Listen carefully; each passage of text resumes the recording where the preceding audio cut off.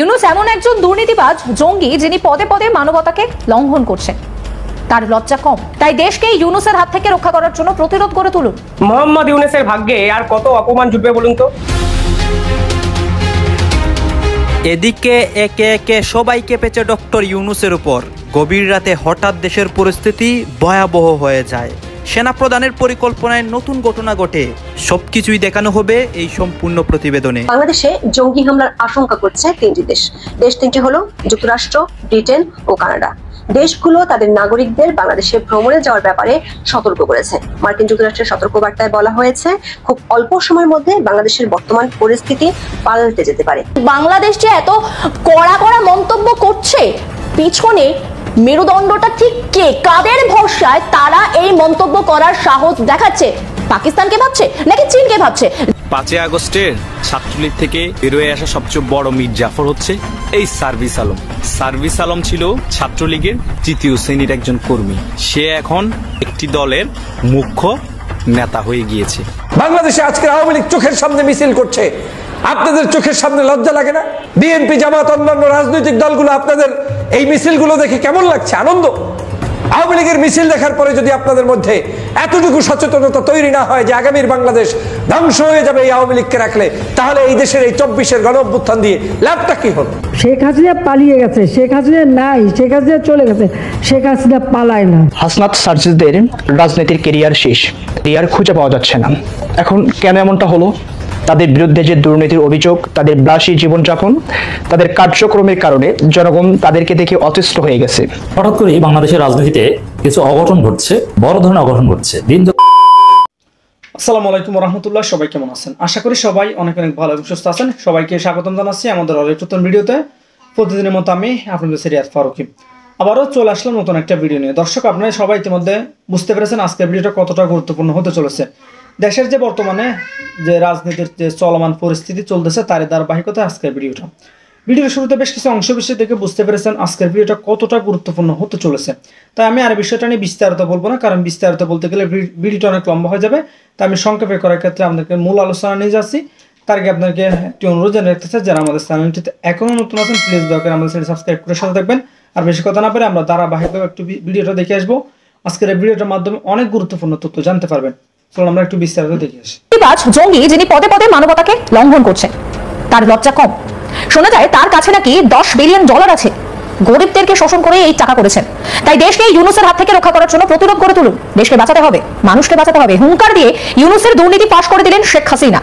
সেই সঙ্গে তিনি দেশবাসীকে প্রতিরোধ গড়ে তোলারও ডাক দিলেন। সম্প্রতি এক অডিও বার্তায় বলেন যে ইউনূস এমন এক দুর্নীতিবাজ জঙ্গি যিনি পদে পদে মানবতাকে লঙ্ঘন করে যাচ্ছেন, যার লজ্জা কম। গ্রামীণ ব্যাংকে তিনি যখন কাজ করতেন তখন নিয়ম ছিল এমডি পদে 60 বছরের বেশি কেউ চাকরি করতে পারবে না। তিনি ওই সময় তোয়াক্কা করেননি। এমডি থাকলে টাকা কামাতে পারবে, টাকা পাচার করতে পারবে। শোনা যায় তার কাছে নাকি $10 বিলিয়ন আছে। গরিবদের শোষণ করে এই টাকা করেছেন। আমিও দায়ী, তাকে সবচেয়ে বেশি সুযোগ তো আমিই দিয়েছিলাম। আমি এখন জনগণের ভোটে নির্বাচিত। তাই দেশকে ইউনূসের হাত থেকে রক্ষা করার জন্য তুমুল প্রতিরোধ গড়ে তুলুন। দেশকে বাঁচাতে হবে, মানুষকে বাঁচাতে হবে। শেখ হাসিনার সেই অডিও ক্লিপ শোনাবো আপনার। ইউনূস এমন একটা জঙ্গি এবং দুর্নীতিবাজ, মানবতা বিরোধী, পদে পদে মানবতা বিরোধিতা করছে, পদে পদে মানবাধিকার লঙ্ঘন করে যাচ্ছে। এবং তার একটু লজ্জা শরম কম আছে। গ্রামীণ ব্যাংকে সে যখন চাকরি করতো, গ্রামীণ ব্যাংকে আইনে ছিল 60 বছর বেশি চাকরি করতে পারে না এমডি পদে। সে ওসবের তোয়াক্কা করেনি, কারণ এমডি থাকে পয়সা কামাতে পারে, পয়সা পাচার করতে পারে। যে শত কোটি টাকা, তার নাকি $10 বিলিয়ন আছে, শোনা যায়। তো এগুলি যে আসছে সবথেকে গরিবরা যে ঋণ দিয়ে ওখানে তাদের কাছে মোটা অঙ্কের সুদকে তাদের রক্ত চুষিত বানানো। আর আমিও দায়ী, কারণ তাকে সবথেকে বেশি সুযোগ আমি দিয়েছিলাম। কাজী পদ্মা সেতু টাকা বন্ধ করলো ওই এমডি পদের জন্য। তার এটা মাথায় আসলো না যে এটা আইনে আছে, এই আইনটা তাকে মানতে হবে। এইটুকু বোধ তার নেই। স্বার্থের জন্য যা কিছু তাই করতে পারে। নিজের ক্ষমতা যখন এখন ডাকাতি করে ক্ষমতা নিয়ে বসে আছে। আমি তো রিজাইন করিনি, আমি তো এখনো জনগণের ভোটে নির্বাচিত সংবিধান মোতাবেক। কিন্তু সেখানে যখন একেবারে শুধু আমাকে না, আমার সাথে যা ছিল আরো অনেক মানুষ মারা যেত। যা আমি যেভাবে আমি কোন মতে কোন থেকে আমাকে নিয়ে আসা হচ্ছে, সরিয়ে দেওয়া হচ্ছে, সেটা আলাদা কথা। হয়তো থাকলে আরো রক্তপাত হতো, কিন্তু সেই রক্তপাত বন্ধ হয়নি। হাসনাত সার্জিসদের রাজনীতির কেরিয়ার শেষ, এই মুহূর্তে তাদের রাজনীতির কেরিয়ার খুঁজে পাওয়া যাচ্ছে না। এখন কেন এমনটা হলো? তাদের বিরুদ্ধে যে দুর্নীতির অভিযোগ, তাদের বিলাসী জীবনযাপন, তাদের কার্যক্রমের কারণে জনগণ তাদেরকে দেখে অতিষ্ঠ হয়ে গেছে। তারা কোনো মন্ত্রী নয়, এমপি নয়, তারপরেও তাদের যে বিলাসী জীবনযাপন, সবগুলো বিলাসী জীবনযাপনই জনগণের মাঝে নতুন করে প্রশ্ন তোলে যে আসলে তাদের মুখ্য উদ্দেশ্যটা কি। আসলে কি তাদের মুখ্য উদ্দেশ্য রাজনীতি করা, নাকি দেশ থেকে লুটেপুটে খেয়ে বিদেশে পাড়ি জমান? এরকম একটি মনোভাব কিন্তু তাদের ভিতরে অলরেডি তৈরি হয়েছে। এখন দেখেন যে তাদের যে জীবনযাপনের দিকে যদি তাকান, তাদের যে পোশাকের দিকে যদি তাকান, বাড়ি ফ্ল্যাটের দিকে যদি তাকান, কেবলমাত্র এগুলো দুর্নীতি ছাড়া এই সমস্ত অর্থ সম্পদের মালিক হওয়া কখনোই সম্ভব না। না আছে তাদের কোনো বড় একটা বিজনেস, না করে কোনো একটা বড় একটা কর্পোরেশনের জব, কিন্তু কোনো কিছু নেই, তারপরেও বিলাসী জীবনযাপনের জনগণের মাঝে প্রশ্ন। এই প্রশ্ন শুধু জনগণ তুলছে না, এমনকি তারা নিজ দলের নেতার কাছেই তোপের মুখে পড়ছে যে এখন কেন তারা তোপের মুখে পড়বে না। আপনি একটা জিনিস ভালো করে লক্ষ্য করলে হয়তো খেয়াল করবেন, যখন হাসনাতের বন্ধুরা যখন দেখে যে হাসনাত বড় বড় বিলাসী জীবনযাপন করছে, বড় ফ্ল্যাটে থাকছে, বড় গাড়িতে চলছে, তখন অপর বন্ধুর প্রশ্ন তো এটাই স্বাভাবিক, এবং তারাই মনে মনে চিন্তা করতে থাকবে যে হাসনাত যদি এত বড় একটা ফ্ল্যাটে থাকতে পারে তাহলে আমি কেন পারবো না। এই প্রশ্নটা কিন্তু ইতিমধ্যে তুলবে। এরপর আমরা যদি আরেকজনের কথা দেখি, সার্জিস আলম, তার বিরুদ্ধে অনেক কথা আছে, অনেক সমালোচনার পাহাড় কিন্তু অটোমেটিকলি জমে গেছে। কেমন সমালোচনার পাহাড় জমে গেছে? গত কয়েকদিন আগে তিনি যখন 150 গাড়ি নিয়ে যখন তার নির্বাচনী এলাকায় প্রচারণা চালায়, তখনই এই বিষয়গুলো কিন্তু জনগণের কাছে তুমুলাকারী প্রশ্ন আসে যে আসলে তারা রাজনীতির মাঠটাকে কি তৈরি করতে চাচ্ছে। এই যে প্রত্যেকটা রাজনীতিবিদ হয়ে ওঠার পেছনে অসংখ্য তাদের যে ক্যারিশমা, এই বিষয়টা কিন্তু জনগণ ইতিমধ্যে বুঝে গেছে। তাদের বাড়ি গাড়ি, নারী লোক লালসা কোনো দিক থেকেই তারা পিছিয়ে নেই। সুতরাং আওয়ামী জামানাকে হার মানিয়ে তারা জনগণের তোপের মুখে ইতিমধ্যেই পড়ে গেছে। এখন তাদের যে তোপটা যদি আপনি একবার দেখেন, তাহলে তারা নিজের দলের নেতাকর্মীর কাছেই প্রথম তারা হেনস্থার শিকার। নিজের দলের নেতাকর্মীরাই তাদের দিকে আঙ্গুল তোলা শুরু করেছে, এবং একই সাথে এদেশের জনগণ তাদেরকে সাথ দিতে রাজি নয়, সাথ দিতে নারাজ নয়। জনগণও কিন্তু প্রশ্নটা ঠিক মতোই তুলেছে যে আসলে তাদের এত টাকার উৎসটা কোথায়। এই যদি হয় তাদের রাজনৈতিক অবস্থা, তাহলে আগামীতে দেশের কি হাল হবে এটা কিন্তু আপনি বুঝতেই পারছেন। আগামীতে দেশের যে কি একটা অবস্থা হবে এটা কিন্তু বুঝতেই পারছেন যে এদের হাতে যদি ক্ষমতা চায়, তার ক্ষমতায় না যেতেই, ক্ষমতার পালা বদল না হতেই এমপি হয় নাই, মন্ত্রী হয় নাই, মিনিস্টার হয় নাই, তারপরেও তাদের যে বিলাসী জীবন, তাদের যে উচ্চ আকাঙ্ক্ষার যে লোক লালসা, এই বিষয়গুলো কিন্তু জনগণ স্বতঃস্ফূর্তভাবে দেখতে পাচ্ছে। সুতরাং জনগণ এদেরকে যে দেশের দায়িত্ব দেবে না, আমরা অটোমেটিকলি কিন্তু সেই প্রমাণটা পেয়ে যাচ্ছি। কেমন প্রমাণ পেয়ে যাচ্ছি? আপনি দেখেন যে জাতীয় নাগরিক পার্টি এনসিপি, তাদের পেছনে খুব অল্প কিছু সংখ্যক লোক ছাড়া আর কাউকে খুঁজে পাওয়া যাচ্ছে না। তাদের মিছিল, মিটিং, জনসমাবেশগুলোতে দেখেন যে আগের মতো সেইভাবে আর জনগণ সাড়া দিচ্ছে না। কেননা জনগণ বুঝে গেছে যে তাদের ভাওতাবাজি, এবং জনগণ বুঝে গেছে যে তাদের দুর্নীতির যে রোল মডেল বাংলাদেশে, তারা নতুন করে দুর্নীতির যে শিষ্টাচার, দুর্নীতির যে আপনার নতুন করে শিল্পতে পরিণত করা যায়, সেই বিষয়গুলো তারা বাস্তব আকারে দেখানোর চেষ্টা করছে, হাতে কলমে প্র্যাকটিক্যালি জনগণের কাছে তুলে ধরছে যে জনগণ দেখো আমরা এইভাবে দুর্নীতি করে এইটা করতে পারি। এই বিষয়গুলো কিন্তু স্পষ্টভাবে ফুটে ওঠার চেষ্টা করেছে। বাংলাদেশে আজকে আওয়ামী লীগ চোখের সামনে মিছিল করছে, আপনাদের চোখের সামনে লজ্জা লাগে না? বিএনপি, জামাত, অন্যান্য রাজনৈতিক দলগুলো আপনাদের এই মিছিলগুলো দেখে কেমন লাগছে? আনন্দ? আওয়ামী লীগের মিছিল দেখার পরে যদি আপনাদের মধ্যে এতটুকু সচেতনতা তৈরি না হয় যে আগামীর বাংলাদেশ ধ্বংস হয়ে যাবে আওয়ামী লীগকে রাখলে, তাহলে এই দেশের এই 24-এর গণঅভ্যুত্থান দিয়ে লাভটা কি হল? আওয়ামী লীগের এই সকল ষড়যন্ত্র রুখতে বিএনপি, জামাতকে এখন এই মুহূর্তে মাঠে ময়দানে একসাথে থাকতে হবে। আবার 5ই আগস্টের পূর্বের জায়গায় ফিরে আসতে হবে। আবার বাংলাদেশের মানুষের নৈতিক অধিকার ফিরিয়ে আনতে এই দলগুলো এবং অন্যান্য রাজনৈতিক দলগুলো এক হতে হবে। 16 বছরের কোনো গণতন্ত্র ছিল, একটা ভোট দিতে পেরেছেন? তো যেই 16 বছরে আপনি একটা ভোট দিতে পারেন নাই, সেই 16 বছর পরে আপনি আওয়ামী লীগকে নিয়ে চিন্তা কেন করছেন? আওয়ামী লীগের অস্তিত্বই তো আগামী 15 বছর পর্যন্ত নির্বাচনই রাখতে পারার কথা না, ওকে ভোটেই আনার কথা না, ও বাংলাদেশের কোনো জায়গায় থাকার কথা না, ওকে চিরদিনের জন্য মুছে দেওয়া দরকার। কিন্তু অনেকেই এখন একেবারে এক্সক্লুসিভ বলতে গিয়ে আওয়ামী লীগকে পুনর্বাসনের জন্য মাঠে নেমেছেন। কেউ থাকতে পারবেন না, কি বিএনপি আর কি জামাত, কারো অস্তিত্ব বাংলাদেশে আওয়ামী লীগ রাখবে না। সাংবাদিক আওয়ামী লীগ না, আওয়ামী লীগ করলে তার মধ্যে কোনো গণতান্ত্রিক স্পেস থাকতে পারে না, পারে না। তো বিএনপিকে জামাত শত্রু মনে করেন, জামাতকে বিএনপি শত্রু মনে করেন, কিন্তু আপনি কি মনে করেন যে জামাত, বিএনপি আপনারা আপনাদের কাছে আওয়ামী লীগের চাইতে বড় শত্রু হয়ে গিয়েছে? তাহলে এখনো কেন আপনাদের মধ্যে অনৈক্য বিরাজ করবে? আমি বিশ্বাস করি বাংলাদেশের অনেক হয়ে গিয়েছে, অনেক আর না। এখন আপনাদের মধ্যে ঐক্য এবং ঐক্য প্রশস্ত করতে হবে, না হয় আওয়ামী লীগ চোখের সামনে দেখছি আওয়ামী লীগ ফেরত আসবে। বিএনপি, জামাত সহ রাজনৈতিক দলগুলোর আর ঐক্য হওয়ার প্রয়োজন নাই। সারা বাংলাদেশে আওয়ামী লীগ চলে আসুক, মিছিল চলুক, মিটিং চলুক, তারপরে আপনারা যখন এটার প্রায়শ্চিত্ত ভোগ করবেন তখন আপনারা ঐক্য হবেন। বাংলাদেশে আজও খুলনা সহ ঢাকার ধানমন্ডি অঞ্চল সহ বিভিন্ন জায়গায় আওয়ামী লীগের নিষিদ্ধ ঘোষিত এই অপবিত্র সংগঠনের নেতারা মিছিল করেছে, মিটিং করেছে।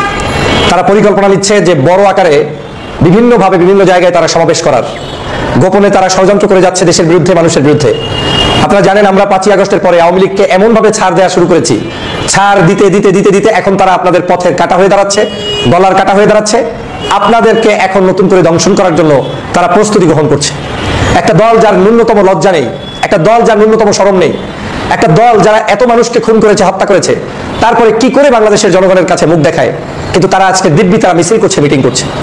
বাংলাদেশের রাজনীতিতে আমি যেটা সবসময় বলে এসেছি যে আগামীর রাজনীতি টিকিয়ে রাখতে হলে বিএনপি, জামাতের ঐক্যবদ্ধ হওয়ার বিকল্প কিচ্ছু নেই। এবং বাকি রাজনৈতিক দলও যারা ফেসিবাদ বিরোধী রাজনৈতিক দল, প্রত্যেকের ভিতরে আপনার একটি জায়গায় ঐক্য হতে হবে, সেটা হচ্ছে আওয়ামী লীগ নিধন, ফেসিবাদের মূলোৎপাটন, এবং ফ্যাসিবাদী নেত্রী শেখ হাসিনার ইস্যুতে, যাতে করে তারা কোনো অবস্থায় বাংলাদেশের কোনো ইস্যুতে কোনো জায়গায় খবরদারি করতে না পারে, যাতে করে এই খুনি দল কোনো নির্বাচনে আসতে না পারে, যাতে করে এই খুনের দল তারা যাতে কোনো ধরনের মিছিল মিটিং করতে না পারে। কিন্তু আজকে অসহায়ের মতো তাকিয়ে থাকবেন অনেকেই, হঠাৎ করে মিছিল করবে, মিটিং করবে এবং মিছিলের মাত্রাটা একদিন ভোর রাত্রে করবে, একদিন ফজরের পরে করবে, একদিন ফজরের ইশরাকের নামাজের সময় করবে, এখন জোহরের সময় করবে, আর একদিন দেখবেন বিকেলবেলা সমাবেশ ডেকে বসে আছে। এই আওয়ামী লীগ এটাই, আমি সবসময় বলি যে আওয়ামী লীগের চরিত্রের কোনো পরিবর্তন হয় না, তাদের মধ্যে নিজস্ব কোনো অনুশোচনা কোনোদিন ছিল না, ভবিষ্যতেও থাকবে না। যারা ভাবছেন যে আওয়ামী লীগ আপনার কাছে ক্ষমা চাইবে, আওয়ামী লীগ রিফাইন হবে, আওয়ামী লীগ নতুন করে আসবে, কিচ্ছু না। আওয়ামী লীগ যেমন ছিল তেমনই থাকবে। আওয়ামী লীগ তাদের মতো করে সন্ত্রাস, চাঁদাবাজ, দুর্নীতি, দুষ্কৃতি, অন্যায়, অবিচার, জুলুম, নির্যাতন এগুলো করেই তারা মাঠে ময়দানে তাদের চরিত্রকে প্রকাশ করার চেষ্টা করবে। অন্যদিকে যেখানে আমাদের ঐক্য হওয়ার কথা, এই মুহূর্তে সারা বাংলাদেশের জনগণের মধ্যে কয়েকটা বিভক্তি আমরা দেখতে পাচ্ছি। জামাত, বিএনপি অতীতের মতন কোথাও না কোথাও আবার একই সূত্রে সম্ভবত তাদের যে পুরনো বন্ধুত্ব আছে এটাকে পুনরুজ্জীবিত করতে চায়। অপরদিকে নির্বাচন ইস্যুতে আবার তাদের মধ্যে কিছুটা ভিন্নতা আছে। তবে সর্বশেষ লন্ডন সফর শেষে জামাতের যিনি আমির আছেন ডক্টর শফিকুল ইসলাম, তিনি দেশে আসার পর ওনার বক্তব্যে কেউ কেউ আবার মনে করছেন যে না, নির্বাচন ইস্যুতে জামাতের যে এতদিন একটা ব্ল্যাঙ্ক চেক ছিল সরকারের জন্য, সেখান থেকে তারাও সরে আসছে। আর বিএনপি তো এক একজন এক রকম শক্ত বক্তব্য দিচ্ছেন, কেউ বাপ ডাকায়, কেউ হচ্ছে আদায় করে নেবে, কেউ ঠেকাবে, নানান বক্তব্য আপনার আসতেছে। তো এই মুহূর্তে নির্বাচনীয় একটা প্রশ্ন উঠছে যে অন্তর্বর্তী সরকারের আমলে ওনার আন্ডারে যেহেতু এনসিপি বা আমরা কেউ কেউ বলছি কিংস পার্টি, সো এই দলটার যিনি পৃষ্ঠপোষক ডক্টর মোহাম্মদ ইউনূস, যিনি বারবারই বলেন ছাত্ররা আমার নিয়োগকর্তা, তো ওনার আন্ডারে একটা নির্বাচন কেমন হইতে পারে, এই যে একটা প্রশ্ন জাতির মধ্যে, সেটার উত্তর দিচ্ছে, বলছেন যে আমি একটা ইতিহাস তৈরি করব। তো কি ইতিহাস, কারে জাতি, মানে কেন এই হঠাৎ করে এই কথা বললেন? Asian network for free elections, এটা একটা প্রতিনিধি দল বাংলাদেশে আছে। তারা আমাদের প্রধান উপদেষ্টার সাথে একটা বৈঠকে বসেছিলেন। সেই বৈঠকে অন্তর্বর্তী সরকারের এই প্রধান উপদেষ্টা বলছেন যে দেশের ইতিহাসে, কোন দেশের, বাংলাদেশের ৭১-এর পর থেকে আজকের দিন পর্যন্ত ইতিহাসে সেরা নির্বাচনটা আয়োজন করবে ডক্টর ইউনূসের সরকার। আগামী ডিসেম্বর থেকে ২০২৬ সালের জুনের মধ্যে আসিফ নজরুল ইসলামও কনফার্মেশন করছেন, যখন বিএনপি বলল যে প্রধান উপদেষ্টার বক্তব্যে তারা সন্তুষ্ট না, কেন ডিসেম্বর টু জুন খেলাধুলা হচ্ছে, পাশাপাশি ফাইজলামি করতেছে কিনা, এর পাশাপাশিও এই সময় বর্ষাকাল থাকবে, কেন এই বর্ষার মধ্যে দিবে, সবাই যেহেতু জামাতও চাচ্ছে রমজানের আগে বা ২০২৬-এর প্রথমে, তাহলে কেন লাস্টে নিবে, এরকম নানান বক্তব্য কিন্তু বিএনপির বিভিন্ন লেভেলের বক্তব্যটা আমরা দেখছি। তো এরকম নানান যখন প্রশ্ন উঠছে, তখন আমাদের সরকারের শক্তিশালী উপদেষ্টা, আইন উপদেষ্টা আসিফ নজরুল, তিনি বলছিলেন যে দেখো, কোনোভাবেই ২০২৬-এর জুনের পরে নির্বাচন আমরা করব না, মানে এটার মধ্যেই করব, এমনকি তিনি জাতিকে বিশ্বাস রাখতে বলছেন।